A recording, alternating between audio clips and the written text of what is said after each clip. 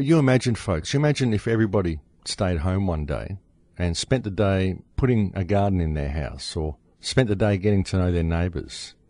Everybody. What would the system do? What, would it arrest everybody and put everybody in jail because they didn't go to work? I mean, you couldn't. The system couldn't do this because the system needs the energy of the people that work within it. The hard part is getting people out of their left brain to the point where they can step back and see that the whole system is just an idea. It's just fiction, just a set of rules that have been put there in order to control and regiment society. If people could just step back and see that for a day and actually stop participating in it for one day, we could literally change the world, folks. We could honestly do this. And this is the sort of stuff I'm talking about when I talk about non-compliance. And also, folks, non-compliance really, as I've said on many shows before, is simply following natural law.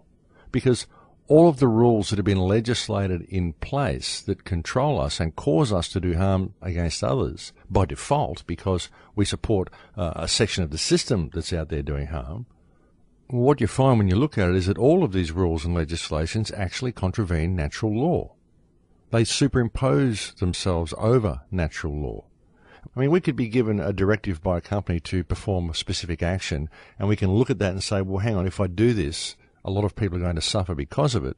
So now I have a moral obligation to not only disregard this directive, but also to report the person who gave me the directive, because they need to be removed from the position of power that they're in. I mean, obviously, if they are giving directives that are going to cause damage to people, damage to the environment, and these directives are not doing the right thing and following natural law and adhering to natural law, then obviously these people are not fit to hold that position. But we don't do that because we're scared to do that because we have to pay to be alive. And if we do that, we'll lose our jobs, and then how are we ever going to collect paper in order to put food on the table?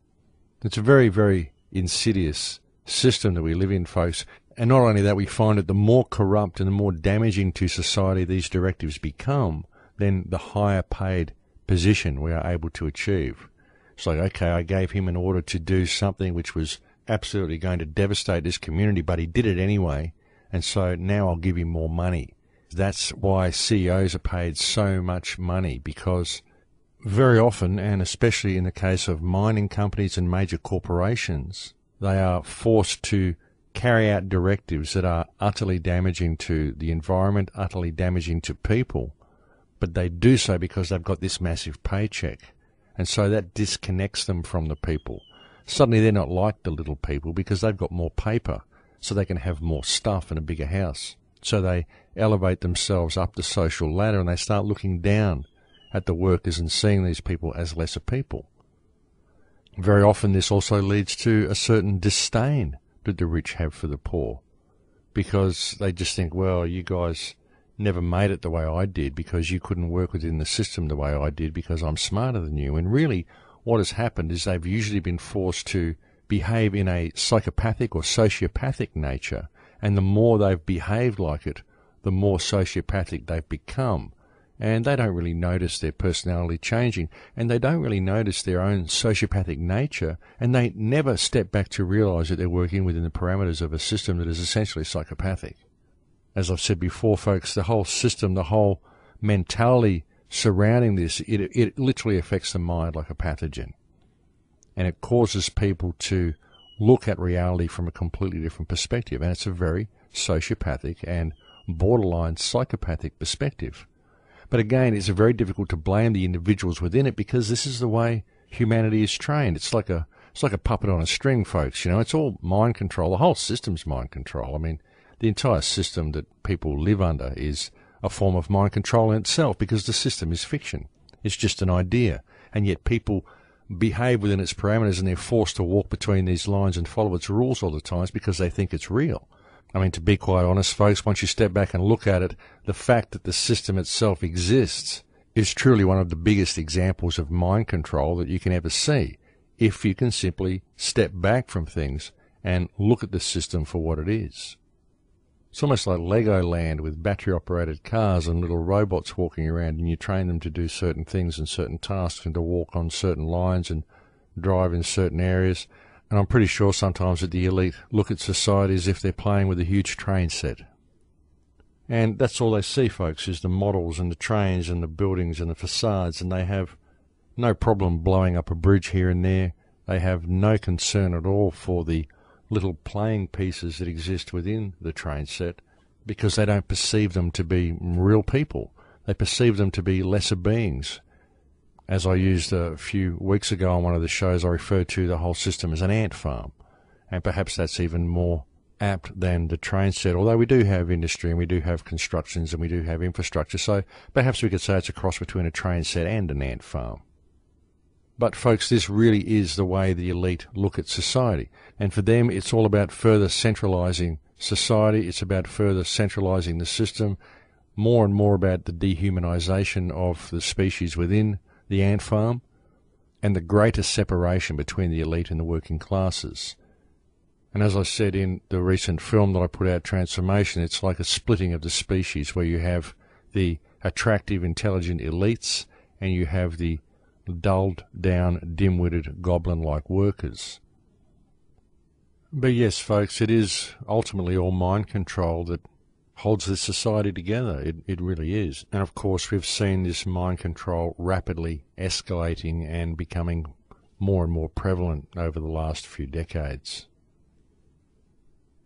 But it all seems to be coming to a head here in 2012, and this has been occurring in a number of ways, not the least of which is the rapid awakening that is happening amongst the people.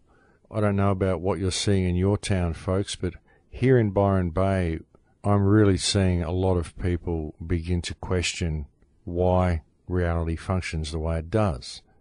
Of course, there's a lot of people here that don't. We've got a large amount of transients through this town because it's a tourist town. And so, of course, it's difficult to know what the tourists are thinking, but amongst the locals, I am most certainly seeing a lot of people questioning their surroundings now. And I must say that the new film I've been handing out to people in town has been quite well received. I've got a lot of positive feedback from that. I've actually got a lot of positive feedback from the online community regarding the new film as well. The new film is called Transformation. That's something that I've been working on for the last 18 months or so. Of course, I haven't been working on it solidly, folks. I've been doing all sorts of other things, but I've been working on it when I get time. And I actually released that last week on the 15th of this month.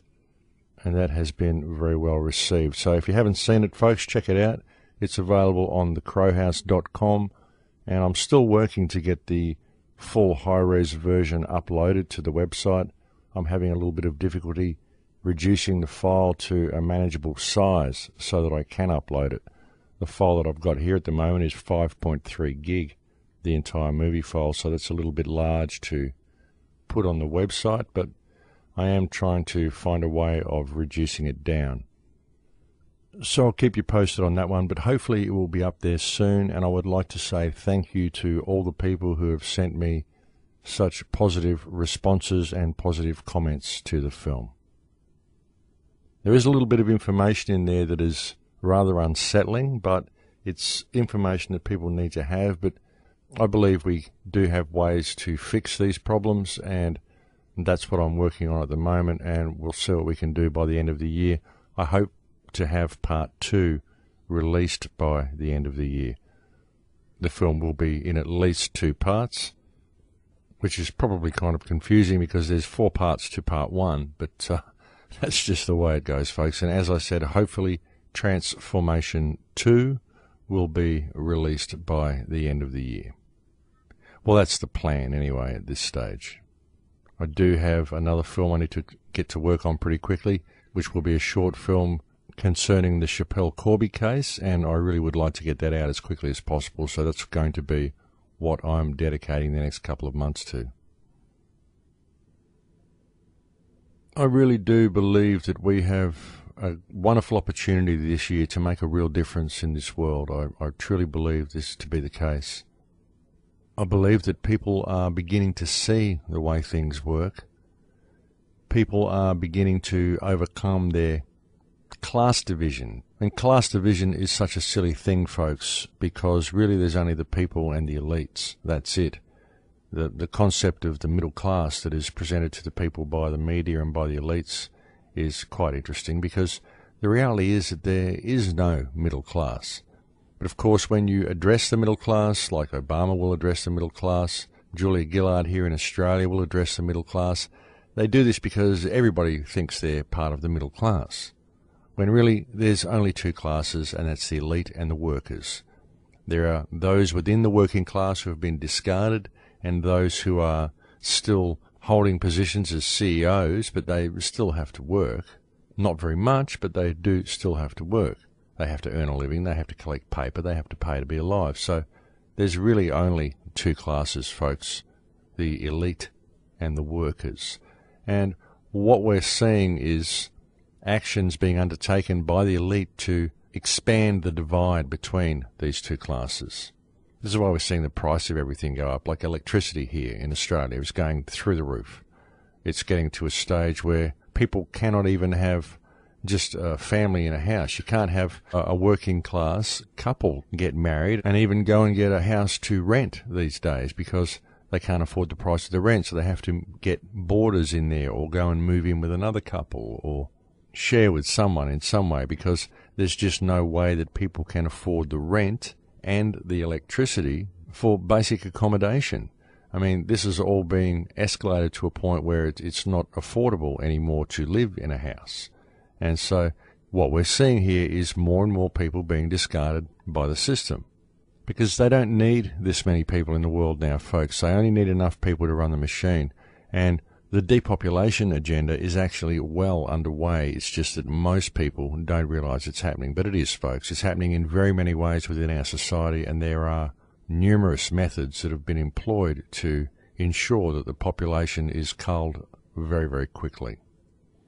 I don't really want to rain on anyone's parade by saying that, but it really is true, folks. You've got to be very careful of what you do in the world today, because there are all sorts of things that have been put in place which are designed to lower people's life expectancy and to prevent them from having children. And it's all very controlled and all very contrived, but that is the way it's going, folks. And I really do believe that people need to pay attention to what is happening. But I think it's break time here, so I'll leave it there for now, and we'll go and have a break. It's a pleasure to have your company here on the show today, and I'll speak to you again in a few minutes. Thanks for listening.